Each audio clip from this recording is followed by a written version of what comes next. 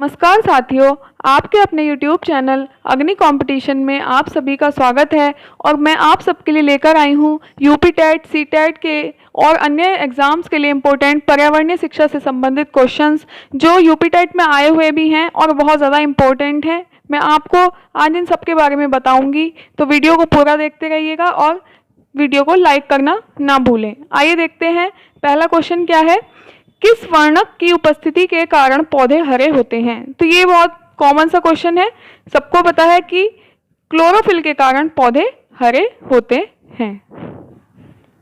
Next question है, मानवीय गतिविधियां जो पृथ्वी पर जलवायु परिवर्तन के लिए जिम्मेदार हैं क्या कहलाती हैं।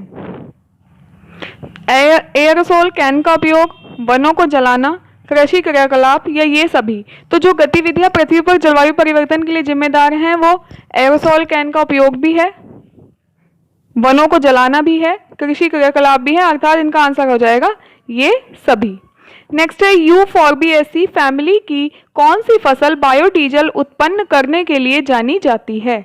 तो यूफॉर्बिएसी फैमिली की जेट्रोफा फसल बायोडीजल उत्पन्न करने के लिए जानी जाती है। जहां जहां पे क्वेश्चंस की एक्सप्लेनेशन की जरूरत होगी वहां मैं आपको एक्सप्लेनेशन दूंगी। नेक्स्ट है, जड़ी बूटियों की रानी भारत की सबसे पवित्र जड़ी बूटी है।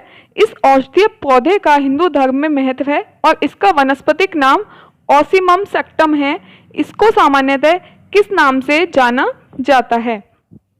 तो ये जाना जाता है तुलसी। सबको पता है कि जड़ी बूटियों की रानी है और हिंदू धर्म में बहुत ज़्यादा इंपॉर्टेंट होती है तुलसी, जिसका वानस्पतिक नाम याद रखेंगे ऑसीमम सेक्टम।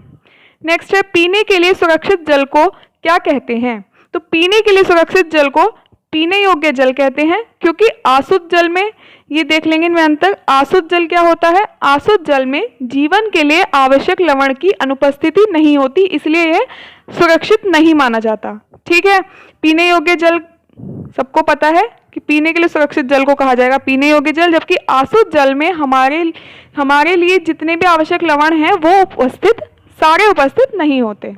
वर्ष 1984 की भोपाल गैस त्रासदी में किस गैस के रिसाव के कारण हुई थी। तो वर्ष 1984 में जो भोपाल की गैस त्रासदी हुई थी वो मिथाइल आइसोसाइनेट के कारण हुई थी। नेक्स्ट है, विश्व पर्यावरण दिवस कब मनाया जाता है। तो विश्व पर्यावरण दिवस मनाया जाता है 5 जून को। एम एस स्वामीनाथन एक कौन थे। तो एम एस स्वामीनाथन एक पारिस्थितिक वैज्ञानिक हैं। नेक्स्ट क्वेश्चन है, wild life institute of India कहाँ स्थित है। तो wild life institute of India स्थित है देहरादून। इसको ऐसे भी याद कर सकते हैं, वाइल्ड लाइफ मतलब जंगल, आपको पता है देहरादून में बहुत ज़्यादा, तो इस तरह से भी याद रख सकते हैं, अपना कोई कोड बना लो। वैसे wild life institute of India Dehradun में स्थित है। देख लेते हैं इसकी स्थापना कब हुई थी। तो इसकी स्थापना हुई थी 1982 को। ठीक है, जो की गई थी भारतीय वन्यजीव संस्थान के द्वारा, और यह संस्थान प्रशिक्षण पाठ्यक्रम के अतिरिक्त वन्यजीव अनुसंधान तथा प्रबंधन में सलाह प्रदान करता है। नेक्स्ट है, प्रकाश संश्लेषण के दौरान हरे पौधे निम्न में से किसे सोख लेते हैं। तो प्रकाश संश्लेषण के दौरान हरे पौधे कार्बन डाइऑक्साइड को सोख लेते हैं। अपशिष्ट उत्पादों को खाने वाले जीवों को क्या कहा जाता है। तो अपशिष्ट उत्पादों को खाने वाले जीवों को मृतक भक्षी कहा जाता है, या अपघटक भी इसका दूसरा नाम है। मृतक भक्षी या अपघटक भी कहा जाता है जो अपशिष्ट उत्पादों को खाने वाले जीव होते हैं। इसमें क्या क्या आता है, इसमें आते हैं कीड़े मकोड़े आते हैं, जीवाणु आते हैं, और कवक भी इसी के अंदर आते हैं। मृतक भक्षी के अंदर कवक भी आता है। नेक्स्ट है, तप्त भौम जल से किस प्रकार की ऊर्जा प्राप्त होती है। तो तप्त भौम जल से भूतापीय ऊर्जा प्राप्त होती है, और भूतापीय ऊर्जा को प्राप्त करने के लिए किया जाता है। भूतापीय ऊर्जा को प्राप्त करने के लिए पृथ्वी के गर्म क्षेत्र तक एक सीधी सुरंग खोद दी जाती है, और इसके भीतर उत्पन्न होने इससे हमने सुरंग खोद दी, और उसके बाद इसके भीतर उत्पन्न होने वाली भाप सतह पर आ सके, इसको भूतापीय ऊर्जा कहते हैं। नेक्स्ट है, 16 घास स्थल कहाँ पाए जाते हैं। तो 16 घास स्थल पाए जाते हैं पश्चिमी घाट पर, 1800 मीटर से ऊंचे मैदानों पर उगने वाला एक पौधा है, शोला घास। 1800 मीटर से ऊंचे स्थान उस पर उगता है पश्चिमी घाट में, और यह एक पौधा है। इस पौधों में नीले कुरंजी पुष्प खिलते हैं और जो संपूर्ण नीलगिरी पर्वत पर आच्छादित होते हैं, इसलिए इसको नीलगिरी पर्वत की संज्ञा भी दी गई है। किसको? पश्चिमी घाट को नीलगिरी पर्वत की संज्ञा भी दी गई है। और एक बात याद रखेंगे, यह पौधा 12 साल में एक बार ही फूल देता है। 12 साल में एक बार फूल आता है शोला घास पर। नेक्स्ट है, भारत में पेलिकन पक्षी कहाँ प्रजनन करते हैं? तो पेलिकन पक्षी पहले देख लेते हैं क्या होता है। पेलिकन पक्षी एक प्रवासी पक्षी है, ठीक है, जो साइबेरिया तथा पूर्वी यूरोप से प्रजनन व भोजन के लिए भारत आते हैं। पेलिकन एक प्रवासी पक्षी है जो साइबेरिया और यूरोप से प्रजनन के लिए और भोजन के लिए भारत आते हैं। भारत में ये पक्षी उत्तर पश्चिमी क्षेत्र यानी कि कहाँ, गुजरात के कच्छ में और आंध्र प्रदेश के नेलापट्टू आदि स्थानों पर निवास और प्रजनन करते हैं। तो 14 का आंसर हो जाएगा। कोक्कारे, बेलूरू, कुंथनकुलम सब में ये आते हैं प्रजनन करने, तो इसका आंसर हो जाएगा ये सभी। मिनीमाता रोग ऐसी मछली खाने से होता है जिसमें अधिक मात्रा में पाया जाता है। तो मिनीमाता रोग सबसे पहले देख लेंगे। मिनीमाता रोग होता है पारा, इसमें अधिक मात्रा में पारा पाया जाता है, और एक ऐसी मछली खाने से होता है जिसमें अधिक मात्रा में पारा पाया जाता है। सबसे पहले मिनीमाता रोग फैला था जापान में, ठीक है, सबसे पहले फैला था जापान में 1953 में। यह रोग पागलपन, मानसिक भ्रम और अंत में मृत्यु जैसे गंभीर मामलों के लिए उत्तरदायी होता है। नेक्स्ट है, ओजोन परत का अधिकतम ह्रास निम्न में से किस पर हुआ है? तो ओजोन परत का अधिकतम ह्रास जो हुआ है वो हुआ है दक्षिणी ध्रुव पर। नेक्स्ट क्वेश्चन है, इनमें से कौन भारत का प्रथम मुख्य न्यायाधीश था? तो भारत के प्रमुख मुख्य न्यायाधीश थे हीरालाल जे कानिया, जो कब से कब तक रहे? जो रहे 26 जनवरी 1950 से और रहे हैं 6 नवंबर 1951 तक, ठीक है, ये चीज ध्यान रखेंगे। सबसे पहले मुख्य न्यायाधीश थे हीरालाल जे कानिया, जो 26 जनवरी 1950 से 6 नवंबर 1951 तक रहे। इनकी नियुक्ति तत्कालीन राष्ट्रपति, जो उस टाइम के राष्ट्रपति थे, राजेंद्र प्रसाद जी ने की थी, और ये इससे पूर्व मुंबई उच्च न्यायालय में कार्यरत थे। नेक्स्ट क्वेश्चन है, रेड डाटा बुक किससे संबंधित है? तो रेड डाटा बुक संबंधित है विलुप्ति के करीब जीव से। International union for conservation of nature, मतलब IUCN, international union for conservation of nature, ये क्या करता है? विलुप्त जो प्रजातियां विलुप्त हो गई हैं, संकटापन्न है, दुर्लभ है, इन जीवों के लिए एक संयुक्त कार्यक्रम चलाता है। इसने सन 1988 में विलुप्त प्राय जीवों के लिए एक रेड डाटा बुक की सूची प्रकाशित की थी, और जो संबंधित है विलुप्ति के करीब जीव से। IUCN एक वैश्विक संरक्षण संघ है जिसका मुख्यालय स्विट्जरलैंड के ग्लैंड में है। लोकसभा और राज्यसभा की संयुक्त बैठक किसके द्वारा आहूत की जाती है?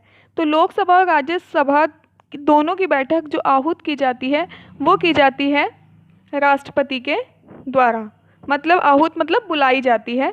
संसद के दोनों सदनों में गतिरोध उत्पन्न होने की स्थिति में संसद के प्रथम सत्र के प्रारंभ में राष्ट्रपति संसद के दोनों सदनों का संयुक्त अधिवेशन बुलाता है। आहूत का मतलब बुलाना। नेक्स्ट क्वेश्चन है, संविधान के किस भाग में पंचायती राज व्यवस्था संबंधित प्रावधान दिए गए हैं? तो वो दिए गए हैं भाग 9 में पंचायती राज से संबंधित प्रावधान है। 74वां संविधान संशोधन किससे संबंधित है? तो 74वां संविधान संशोधन स्थानीय नगरीय शासन में न्यायपालिका प्रणाली से संबंधित है, तो इसका आंसर हो जाएगा स्थानीय स्वशासन से। नेक्स्ट है, किस गैस की वर्षा के पानी में घुलने से वर्षा का पानी अम्लीय हो जाता है? तो ये हो जाएगा सल्फर डाइऑक्साइड। क्यों? कब मानव जनित स्रोतों से निकले हुए सल्फर डाइऑक्साइड वायुमंडल में पहुंचकर जल के साथ सल्फेट और सल्फ्यूरिक एसिड का निर्माण करती है। यही एसिड वर्षा के रूप में धरातल पर आता है और अम्लीय वर्षा का रूप धारण करता है। ठीक है, अम्लीय वर्षा क्या है? अम्लीय वर्षा का मतलब है जो हमारे मानव जनित स्रोत हैं, इनसे जो निकल रहा है सल्फर डाइऑक्साइड वायु में पहुंच गया, जल के साथ सल्फेट और सल्फ्यूरिक एसिड बनाएगा और उसके बाद जब बारिश होगी तो यही बारिश अम्लीय वर्षा के रूप में होती है। नेक्स्ट क्वेश्चन है, भारतीय संविधान में विधि का शासन विचार कहाँ से लिया गया है? तो भारतीय संविधान में विधि का शासन विचार लिया गया है इंग्लैंड से। नेक्स्ट है, लोकसभा के चुनाव हेतु अधिशासन कौन जारी करता है? तो ये करता है भारत का निर्वाचन आयोग। निर्वाचन आयोग क्या है? निर्वाचन आयोग एक अखिल भारतीय निर्वाचन संस्था है जो केंद्र और राज्य सरकार दोनों के लिए समान रूप से चुनाव कराती है और संविधान के अनुच्छेद 324 में निर्वाचन आयोग को वर्णित किया गया है। नेक्स्ट क्वेश्चन है, लोकसभा की कार्यवाही के प्रथम घंटे को क्या कहा जाता है? तो लोकसभा की कार्यवाही के जो संसद के दोनों सदन की प्रत्येक बैठक के जो प्रारंभिक एक घंटा होता है और उसमें जो प्रश्न उत्तर किए जाते हैं उसको प्रश्नकाल कहा जाता है। नेक्स्ट क्वेश्चन है, वर्षा जल संग्रहण क्या है?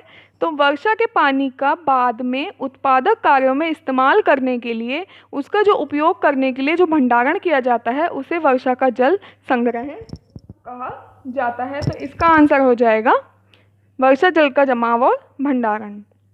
नेक्स्ट क्वेश्चन है, भारतीय गैंडा कहाँ संरक्षित है? तो भारतीय गैंडा संरक्षित है काजीरंगा नेशनल पार्क में। और काजीरंगा नेशनल पार्क कहाँ है? काजीरंगा नेशनल पार्क स्थित है असम के गोलाघाट और नागोम जिलों में। असम में काजीरंगा कहाँ है? असम में है। इसमें एक सींग वाले गैंडे पाए जाते हैं और वर्ष 1985 में यूनेस्को ने इसको विश्व धरोहर स्थल के रूप में नियुक्त किया था। नेक्स्ट क्वेश्चन है, निम्न में से कौन सा क्रम पारिस्थितिकी तंत्र में ऊर्जा प्रवाह के संबंध में सही है? तो इसका आंसर हो जाएगा उत्पादक, उपभोक्ता और अपघटक। आहार श्रृंखला में ऊर्जा का प्रवाह एक ही दिशा में होता है। इसमें ऊर्जा का प्रवाह सर्वप्रथम पहले उत्पादक, फिर उपभोक्ता और फिर अपघटक की दिशा में होता है। प्रत्येक पारितंत्र में केवल 10% ही ऊर्जा का स्थानांतरण एक पोषण स्तर से दूसरे पोषण स्तर में होता है। नेक्स्ट क्वेश्चन है और लास्ट क्वेश्चन है आज का, कौन सी ग्रीन हाउस गैस वातावरण में सबसे अधिक मात्रा में उपस्थित रहती है? तो वो रहती है कार्बन डाइऑक्साइड। जीवाश्म ईंधनों के उपयोग के कारण कार्बन डाइऑक्साइड की जो सांद्रता है वो वायुमंडल में सबसे अधिक है। हमारे आज की वीडियो यहीं ख़त्म होती है।